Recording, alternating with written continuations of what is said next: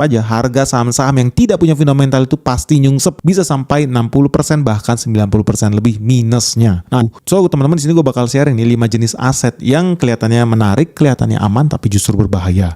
Makanya ini bukan opini, tapi ini berdasarkan data dan kejadian yang sudah terjadi berulang-ulang kali setiap ada krisis ekonomi. So yang pertama nih, jebakan yang paling sering kena nih, itu aset-aset sejenis saham yang sifatnya gorengan, saham-saham spekulatif.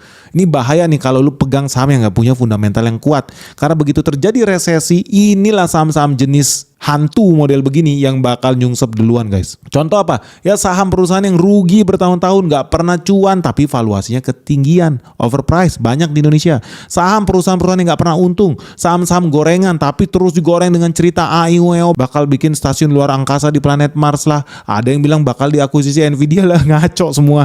Aduh, nggak bener lah. Bahkan saham-saham yang berhubungan dengan kripto, banyak juga saham-saham yang berhubungan dengan kripto, tapi sebetulnya kan nggak ada fundamentalnya. Nah, lo harus siap-siap. Begitu resesi, apa yang terjadi? Investor akan cari safe haven. Investor akan cari aset yang aman. Dan aset-aset yang sifatnya spekulatif pasti akan ditinggal. Termasuk saham. Saham yang spekulatif pasti akan ditinggalkan. Ingat ya, kita ini investor, bukan spekulator. Tapi mayoritas orang di Indonesia tidak bisa membedakan itu. Mana yang spekulasi, mana yang investasi. Dan nanti ketika terjadi resesi dan likuiditas sekejap mengering, apa yang terjadi? Ya lu siap-siap aja. Harga saham-saham yang tidak punya fundamental itu pasti nyungsep. Bisa sampai 60% bahkan 90% lebih minusnya. Nah,